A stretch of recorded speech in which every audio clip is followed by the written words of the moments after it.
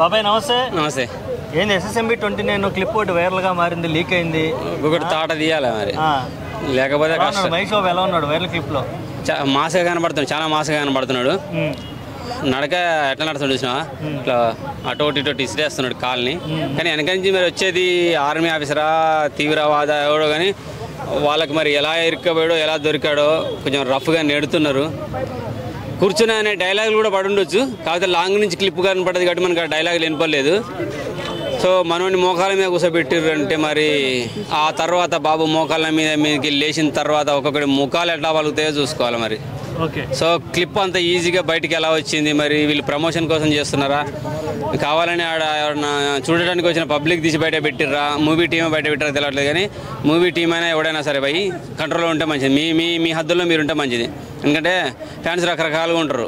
ఏదో ఒక రోజు నువ్వు బయటపడదు, మూవీ టీం అయినా సరే బయట పబ్లిక్ అయినా సరే ఏదో ఒక రోజు నువ్వు బయటపడదు. దొరికితే మాత్రం ముఖాలు పచ్చడి చేస్తారు.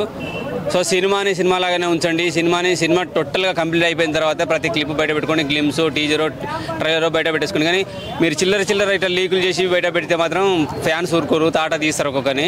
జాగ్రత్తగా ఉండాలని అయితే నేను కోరుకుంటున్నా. లుక్ వైజ్గా చూస్తుంటే మాత్రం మనోడు నడక మాత్రం టోటల్గా చాలా మాస్ కనబడుతుంది. ఒక ట్రావెలర్ కథ అని ఆల్రెడీ లీక్ వచ్చింది. సో ట్రావెలర్కు అది అమెజాన్ ఆటోలకు పోవాల్సిన సందర్భం ఎందుకు వచ్చిందో, సో ఆ ట్రావెలర్కు జరిగే అంటే ఇక అడ్వెంచరస్ ఉంటాయి, ఆ అడ్వెంచరస్ గురించి అంటున్నారు. సో మనకి ఇప్పుడు చూసిన ఆ క్లిప్ ప్రకారం చూస్తే చాలా బిగ్ అడ్వెంచరే కనబడబోతుంది. ఏదో సందర్భంలో తీవ్రవాదులకు పోలీసులకు ఏదో చిన్న మిస్టేక్ జరిగో లేదంటే కావాలి ఎక్కడి నుంచో వచ్చింది కానీ చెప్పి కావాలని బంధించేదో చేద్దామని చూస్తున్నారు. మోకాళ్ళ మీద కూసబెట్టినంత ఈజీ కాదు బాబుని కూసబెట్టడం. లేచి నిలబడినంటే ఎగిరినంటే ముఖాలు పడితే ఖచ్చితంగా చెప్తున్నాను. సో క్లిప్పులు రాకుండా అయితే చూసుకోవాలని అయితే కోరుకున్నాను. రాజమౌళి గారు జక్కన్న అని మీకు మంచి నేమ్ ఉన్నది, ఆ నేమ్ని కాపాడుకోండి. మూవీ టీం అయితే మాత్రం తీసిమని మూలకు పడేయండి. లైవ్లో మళ్ళీ వాడి సినిమా ఇండస్ట్రీకి రాకుండా చేయాలని కోరుకుంటున్నాయి. అయితే త్వరలో ప్రెస్ మీట్ పెట్టే అవకాశం ఉందా? సో ఇక్కడ లేకపోతే బయటే ఉన్నారు కాబట్టి మూవీ టీం తరఫున ఇప్పట్లో ఎవరు ప్రెస్ మీట్ పెట్టే ఛాన్స్ ఉండదు. ఎందుకంటే అమెజాన్ అడవుల్లో చూద్దామన్నారు, బయటకు వెళ్ళారు కాబట్టి ఇప్పట్లో పెట్టే ఛాన్స్ ఉండకపోవచ్చు.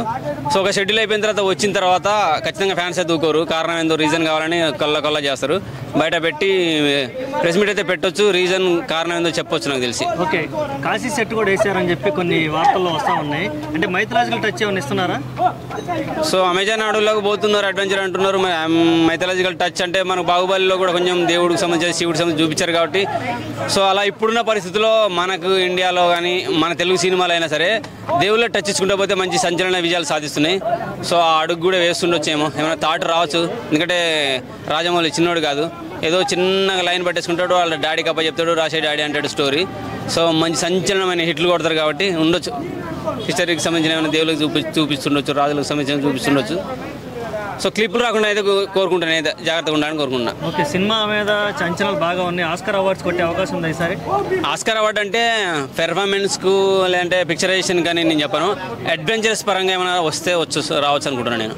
ఎందుకంటే ఇండియన్ సినిమా హాలీవుడ్కి వచ్చేసి అమెజాన్ అడవులో ఇంత మంచి అడ్వెంచర్ చేసిందా అని చెప్పేసి అడ్వెంచరస్ పరంగా రావచ్చు అనుకుంటున్నాను నేను. ఓకే, ఇప్పుడు ఒక హీరోకి రాలేదు, టెక్నీషియన్స్కి వచ్చింది కానీ ఆస్కార్ అవార్డు, హీరోకి కానీ డైరెక్టర్కి కానీ రాలేదు మన ఇండియాకి. సో ఇది కూడా ఛాన్స్ ఉందంటావా? ఇది కూడా టెక్నీషియన్ పరంగానే పోతుంది, ఎందుకంటే అడ్వెంచర్ ప్రోగ్రామ్ అంటున్నారు కాబట్టి టెక్నీషియన్ పరంగానే పోతే ఫైట్ మాస్టర్కు, యాక్షన్ సన్నివేశాలకు సంబంధించి లేదంటే ఫోటోగ్రఫీకి సంబంధించి పోవచ్చు.